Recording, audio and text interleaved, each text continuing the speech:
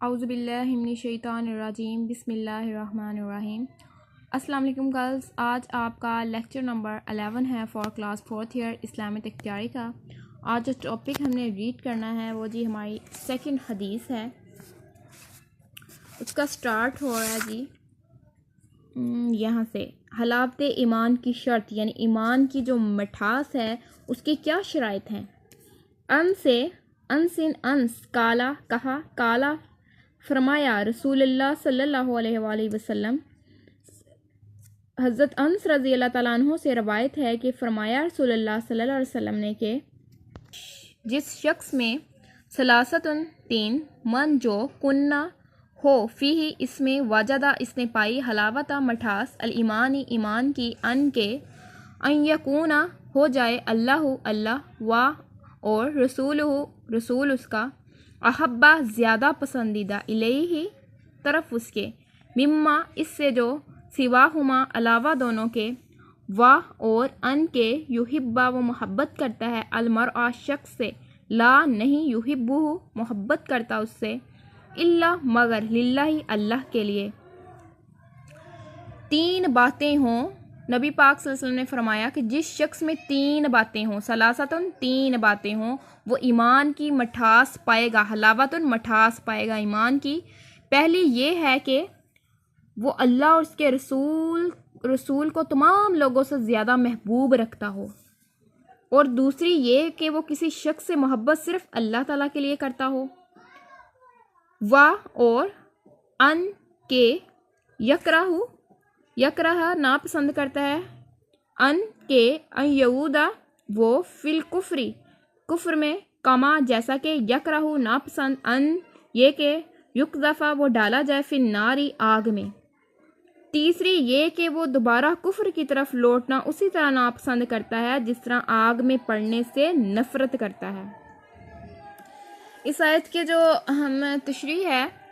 پہلے آیت کا بامحاورہ ترجمہ ہے اس میں کہ اس حدیث پاک میں بتایا گیا ہے کہ جس خوش نصیب مسلمان میں تین باتیں پائی جائیں گی وہ ایمان کی حلاوت، اس کی شیرنی اور مٹھاس پائے گا، یعنی ریئل والا ایمان اس کے پاس ہوگا۔ اولن یہ ہے یعنی پہلی کہ اللہ اس کے رسول کی محبت ہو، اس کو دنیا کی تمام چیزوں سے زیادہ ہو، اللہ اور اس کے رسول سے جو محبت دنیا کی تمام چیزوں سے زیادہ ہو۔ دوسرا یہ کہ وہ کسی شخص سے محبت صرف اللہ کی خوشنودی کے لیے کرتا ہے۔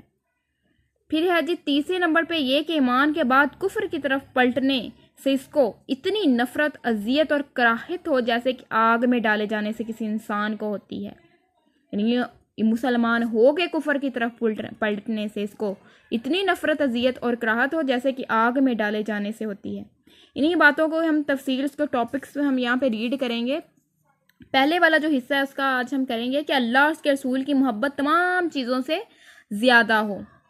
حب یعنی محبت کا مفہوم کیا ہے؟ عربی میں محبت کے معنی دل کی چاہت اور قلبی میلان کے ہیں۔ ہم نے صرف اتنی اس کی تعریف کرنی ہے۔ نیکسٹ یہاں سے ہم سٹارٹ کریں گے، تھوڑا لمبی ہے اس لیے میں آپ کو تھوڑا شارٹ کر رہی ہوں، جس نے لانگ کرنی ہے وہ پوری لانگ بھی کر سکتا ہے۔ مولانا منظور احمد نعمانی حدیث کی تشریح میں لکھتے ہیں کہ اللہ اور اس کے رسول صلی اللہ علیہ وسلم کے ساتھ اہل ایمان کو جو محبت ہوتی ہے وہ ماں باپ اور بیوی بچوں کی محبت کی طرح خونی رشتوں یا طبعی اسباب کی وجہ سے یعنی کسی سے مطلب کی وجہ سے نہیں ہوتی، بلکہ وہ روحانی اور عقلی وجہ سے ہوتی ہے، کیونکہ وہ ہوتے ہی اس قابل ہیں، اور جب کامل ہو جاتی ہے، مکمل ہو جاتی ہے تو اس کے سوا دوسری تمام محبتیں جو طبعی یا نفسانی اسباب کی وجہ سے ہوتی ہیں، انسان سے کسی پیسے کی لالچ کی وجہ سے ہوتی ہیں، اس سے مغلوب ہو جاتی ہیں، یعنی اس پہ وہ غالب آ جاتی ہیں اللہ اور اس کے رسول کی محبت، اور اس بات کو وہ ہر شخص سمجھ سکتا ہے جس کو اللہ نے اس کا کوئی حصہ نصیب فرمایا ہو۔ بقرہ کی آیت نمبر 125 میں بھی فرمایا کہ والذین آمنوا اشد حب اللہ، اور جو ایمان والے ہیں سب سے زیادہ اللہ سے محبت کرتے ہیں۔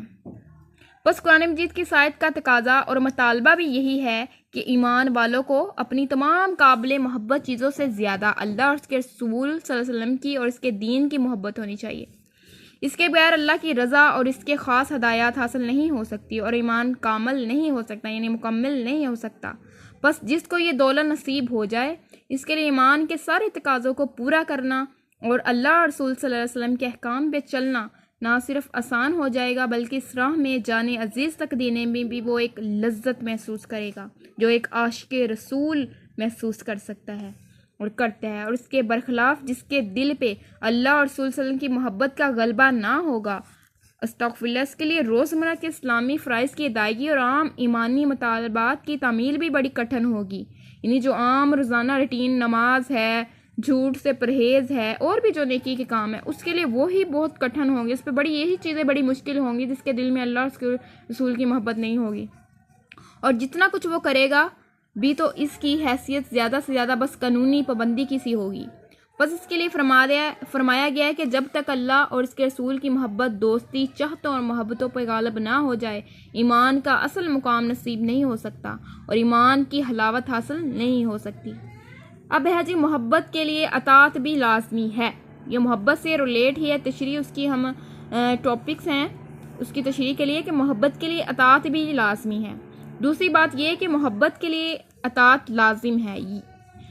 یا ناممکن ہے کہ کسی کو اللہ اور رسول سے محبت ہو اور اس کی زندگی بغاوت اور نافرمانی کی ہو۔ بس جو لوگ آزادی اور بے فکری کے ساتھ اللہ اور اس کے رسول کے احکام کی خلاف ورزی کرتے ہیں، وہ اگر اللہ اور اس کے رسول کی محبت کا دعویٰ کریں تو جھوٹے ہیں، اور وہ خود بھی اپنے آپ کو اہل محبت میں سمجھے تو بڑے فریب میں مبتلا ہے۔ حضرت رابعہ بصری رحمۃ اللہ علیہ نے ایسے ہی مدعیان محبت سے، یعنی جو محبت کرنے کا دعویٰ کرتے ہیں، ان سے خطاب کرتے ہوئے فرمایا ہے، اور بالکل صحیح فرمایا ہے، اے محبت کے جھوٹے مدعی، تو اللہ کی نافرمانی کرتا ہے اور اس کی محبت کا دعویٰ کرتا ہے۔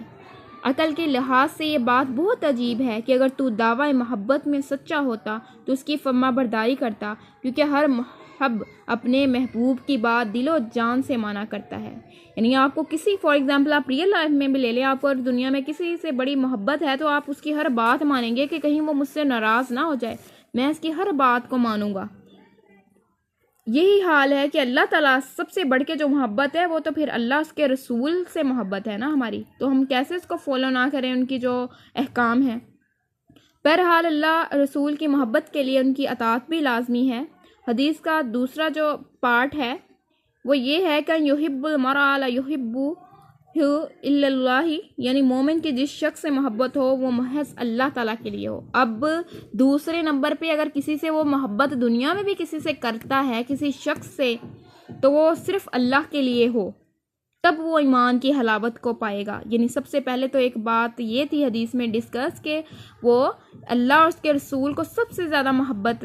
کے قابل سمجھے اور سب سے زیادہ ان سے محبت کرے۔ سیکنڈ اس میں ہے کہ جو شخص محبت کرتا ہو کسی سے تو وہ صرف اس کی محبت اللہ اور اس کے رسول کی وجہ سے اس شخص سے ہو۔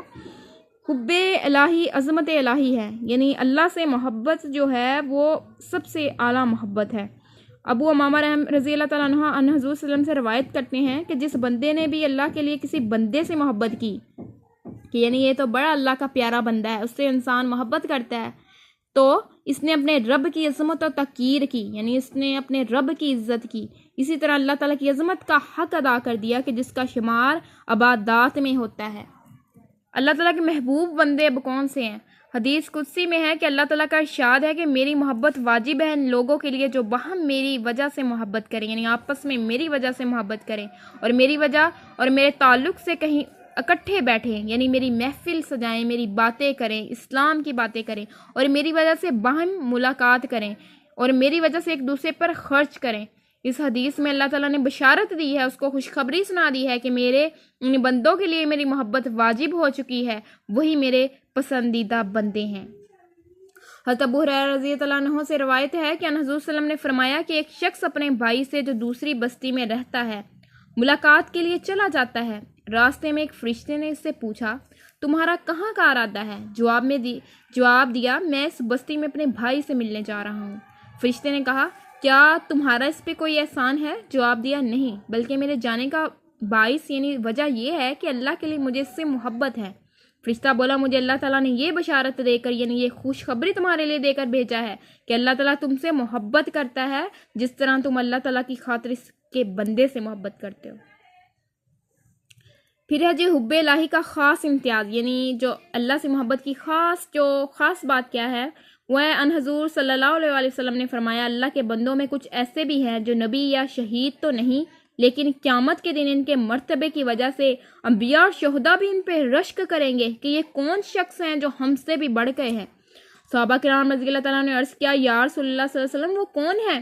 جواب دیا، وہ لوگ ہیں جنہوں نے بغیر کسی رشتے اور قرابت کے، بغیر کسی لین دین کے، محض اللہ کی وجہ سے باہم محبت کی، پس خدا تعالیٰ کی قسم ان کے چہرے سراپائے نور ہوں گے اور وہ بے غم اور بے خوف ہوں گے۔ اور آیت پڑھی، بے شک اللہ تعالیٰ کے اولیاء کو کوئی خوف و غم نہیں ہوگا۔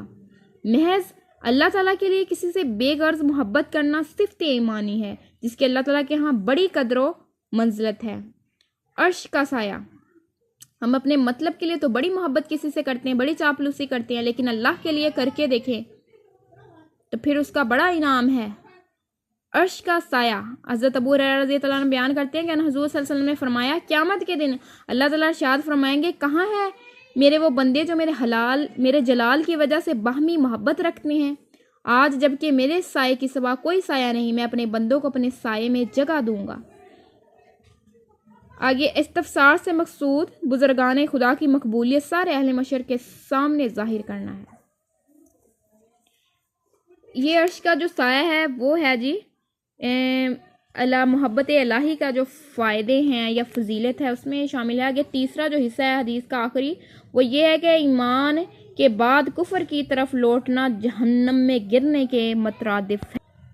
ایک مومن کو کفر سے شدید نفرت اور کراہت ہوتی ہے۔ جو شخص ایک دفعہ ایمان کا ذائقہ چکھ لیتا ہے، اسلام اس کا محبوب ترین دین بن جاتا ہے، یعنی پسندیدہ ترین دین بن جاتا ہے۔ اس کی مثال صحابہ کرام رضی اللہ عنہ کے دین پر استقامت کی تھی، انہیں کوئی تکلیف، آزمائش اور اذیت دین اسلام سے نہ ہٹا سکیں۔ اس کی نمایاں مثالیں حضرت بلال رضی اللہ تعالیٰ عنہ، آل یاسر، حضرت خبیب رضی اللہ تعالیٰ عنہ جیسے صحابہ کی دین پہ ثابت قدمی ہے۔ آپ کو ان کے جو قصے ہیں صبر استقامی کے، وہ تو آپ کو یاد ہی ہیں گرلز۔ وہی یہاں پہ مینشن ہے کہ قرآن مجید میں فرعون کے جادوگروں کا واقعہ بیان کیا گیا کہ حضرت موسیٰ علیہ السلام سے مناظرے میں جب انہوں نے دین حق کا مشاہدہ کر لیا اور حق کو پہچان گئے تو پھر انہیں فرعون کی بھی کوئی دھمکی کفر کی طرف واپس نہ لوٹا سکی، بلکہ ہر قسم کی اذیت اور تکلیف خوشی خوشی جھیل گئے۔ آپ کو پتہ ہے کہ جیسے جب فرعون موسیٰ کے دربار میں گیا تو موسیٰ کو جو اللہ تعالیٰ نے معجزات دیے تھے، انہوں نے کہا نہیں یہ تو جادو ہے، تو حضرت موسیٰ نے کہا نہیں یہ جادو نہیں، یہ اللہ تعالیٰ کی معجزات ہیں۔ تو پھر موسیٰ نے بھی اور فرعون نے بھی حضرت موسیٰ سے مناظرے کے لیے اپنے کچھ جادوگروں، بڑے بڑے جو جادوگر تھے ان کو بلا لیا، دعوت دی ان سے مقابلہ کرنے کے لیے۔ پھر جب مقابلے کا دن آیا تو حضرت موسیٰ علیہ السلام نے اپنا وہ جو عصا پھینکا تو ایک اسدحہ بن گیا، اور جو ان کی جادوگر تھے انہوں نے بھی اپنے جب وہ رسیاں ڈالیں، اپنے جو جادو کے ٹرکس دکھائے، لیکن حضرت موسیٰ کے اسدحے نے ان کے تمام چیزوں کو کھا لیا۔ اور حضرت موسیٰ نے جو جتنے بھی جادوگر تھے وہ سمجھ گئے کہ یہ کوئی جادو نہیں ہے، یہ تو واقعی اللہ تعالیٰ کی معجزات ہیں۔ اور پھر وہ جو اس وقت کا حکمران تھا فرعون، اس کی بھی کوئی دھمکی کام نہ آئی اور اس نے سریعام وہ مسلمان ہو گئے اور حضرت موسیٰ پہ ایمان لے آئے۔ انہوں نے کہا نہیں یہ کسی رب جل شانہ کا واقعی میں معجزات ہیں، یہ کوئی جادو نہیں، کوئی جادو ایسا نہیں کر سکتا۔ چنانچہ حضور صلی اللہ علیہ وسلم کی حدیث ہے کہ ایمان کا مزہ اس نے چکھا اور اس کی لذت اسے ملی جو اللہ کو اپنا رب، اسلام کو اپنا دین اور حضرت محمد صلی اللہ علیہ وسلم کو اپنا رسول اور ہادی ماننے پر دل سے راضی ہو گیا۔ ایک اور حدیث میں رسول صلی اللہ علیہ وسلم نے فرمایا کہ تم میں سے کوئی شخص مومن نہیں ہو سکتا جب تک اس کی ہوائے نفس میری لائی ہوئی ہدایت کے تابع نہ ہو جائیں۔ ہوا کفر و شرک، ہوا ہوتا ہے خواہش، کفر و شرک کی پیروی، اور ہدا ہدایت دین اسلام، یہی دو چیزیں ہیں جن پر خیر و شر کی ساری سلسلے کی بنیاد ہے اور جن سے انسان کی سعادت پر نصیبی وابستہ ہے۔ ہر گمراہی تباہ ہوا کا نتیجہ ہے، یعنی جو بری گمراہی کی باتیں ہیں وہ ہوا یعنی خواہشات کا نتیجہ ہے، جس طرح کہ ہر خیر اور نیکی اتباع ہدا ہدایت سے پیدا ہوتی ہے۔ لہذا حقیقی ایمان جب ہی نصیب ہو سکتا ہے جب ہوا کو چھوڑ کے یعنی خواہشات کو چھوڑ کے ہدایت کو ہوا کو چھوڑ کر غلامی اختیار کی جائے، یعنی ہدایت کو چھوڑ کے جب